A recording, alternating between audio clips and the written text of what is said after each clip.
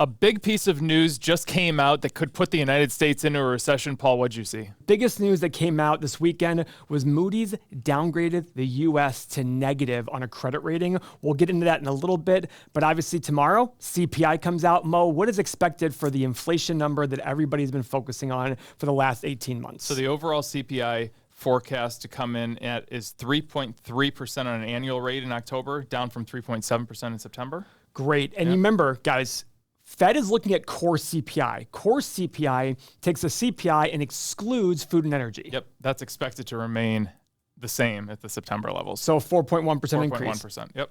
And Powell said last week, he said, listen, I am not afraid to raise rates again. We want to get this 2% core inflation number. It's just not the overall inflation. Remember, food and energy are very, very volatile. So that can cause problems. More big news. Thursday, Alibaba reports. Yep.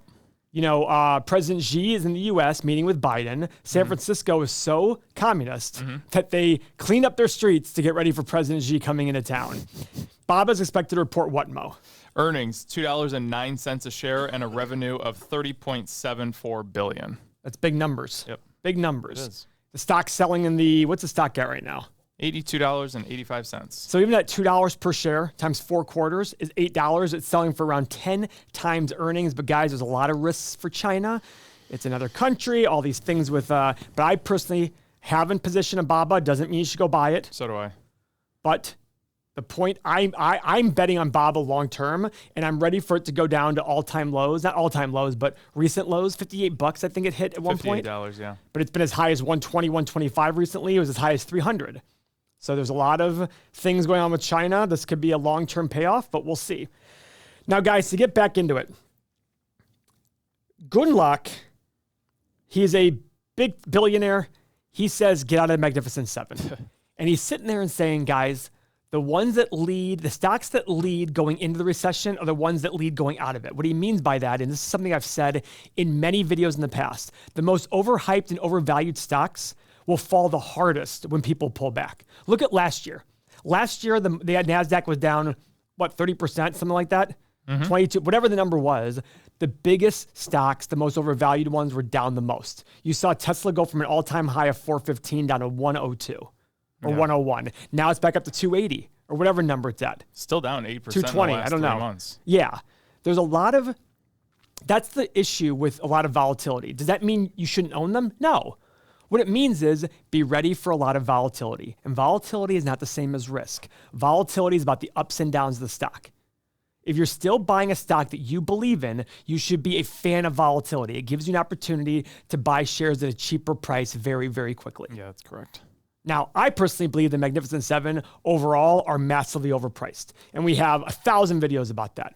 Are there a few that are reasonable? I think Google's actually pretty reasonably Google is priced. Reasonable, I think. I don't think it's a slam dunk obvious one. No. But I think it's reasonably priced. I think it's the closest if you want to put them all on a ranking system. I think you're right. Now, because remember, guys, every investment is the present value of all future cash flows. So when you're sitting there assessing an investment, what you're trying to do is determine, what do I think the range of cash flows will be in the future? And you bring it back. That's what our stock analyzer tool essentially does.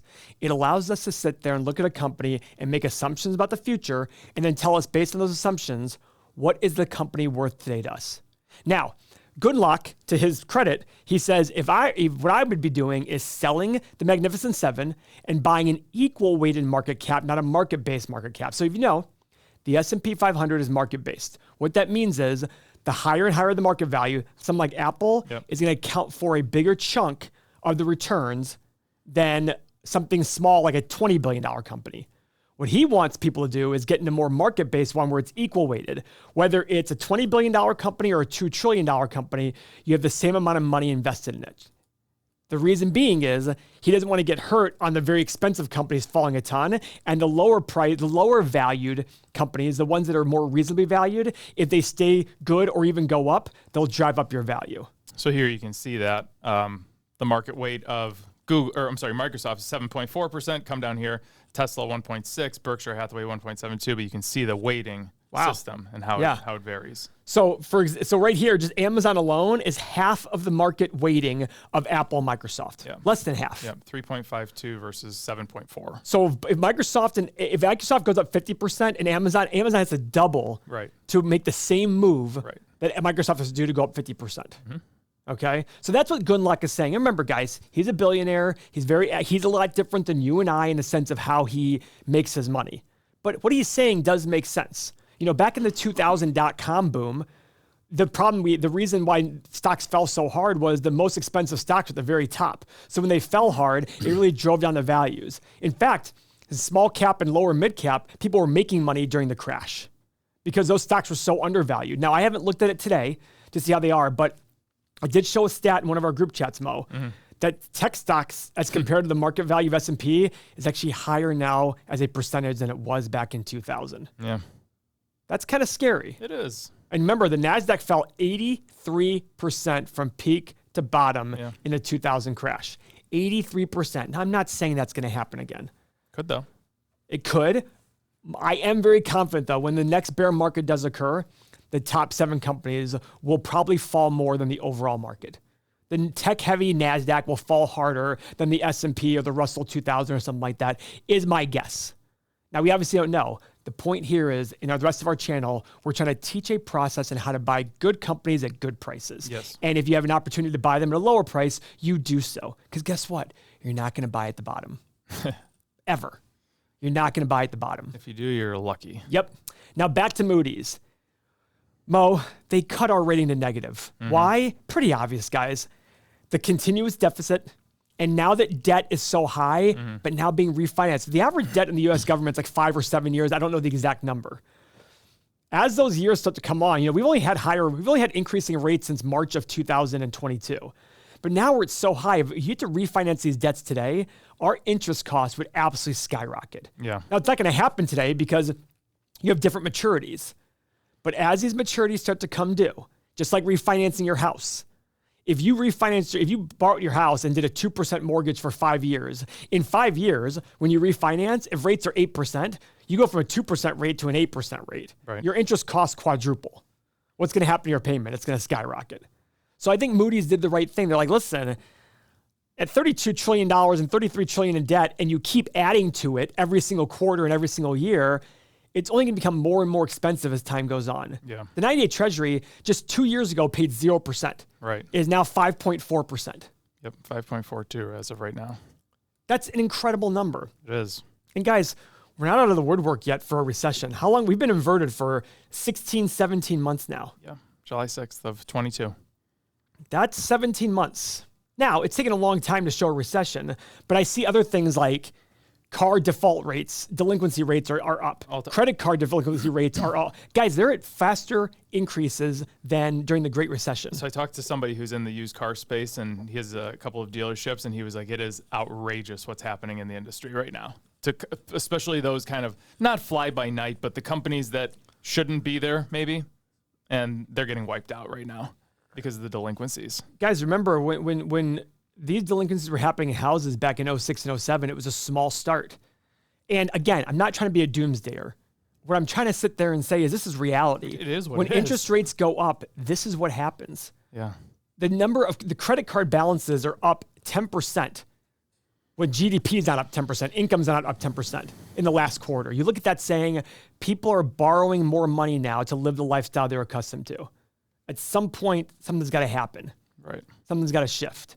Now, it's felt rosy so far, right? But at the end of the day, if a recession hits, which eventually a recession will hit, the question is when, what's going to happen to these luxury items?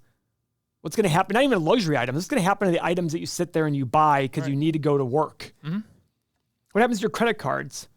When you see these delinquencies popping up, these are concerns, no different than the U.S. government. Mm-hmm. To that point, guys, consumer spending in October was down. Mo, what do you got here? Yeah, consumer spending fell in October, according to new CNBC NRF retail monitoring tracking credit card transactions. It fell by 0.08%. And that excludes autos and gas. Mm-hmm. So it's not a big number, but it switched. Guys, 70%. Here's the thing. 70% of GDP is consumer spending. So when you have 70% of GDP falling 0.08%. 0.08, yep. Got it. I mean, it's small, but it matters. It switched. It does matter. Yeah. It does matter. It's just listen, the October data accounting for more than $500 billion in sales showed weakness in gas station sales, electronics and appliances, and furniture and home stores. I'm curious to see if this picks back up going into Christmas season. Well, you have to compare it to last year. Yeah. So the thing will be to compare it to previous years. Right. Interesting. Oh, this removed restaurants declining by 0.03%. Interesting. Okay, guys. So again, not trying to be doom and gloom, just trying to put the proper picture in there, because I assure you that when things are actually doom and gloom, we're going to be the channel where we're going to be talk positively about the potential for the future. And just like we are not going to pick the top, we're not going to pick the bottom. Our goal here is to teach a process, explain to you what the data says, and just say, hey, listen, from a long-term perspective, guys, I'm very bullish on the U.S. economy. We've had multiple issues that have happened last 100 years, and guess what? We still keep on growing. But are there issues? Of course there's issues. Of course there are issues. When things are best, that's when you're going to have a worse future. When things are worse, that's when your prospects of the future are best. Just remember that. Guys, thank you very much. If you like this video, all I ask you to do, one thing, subscribe to the channel. Appreciate it.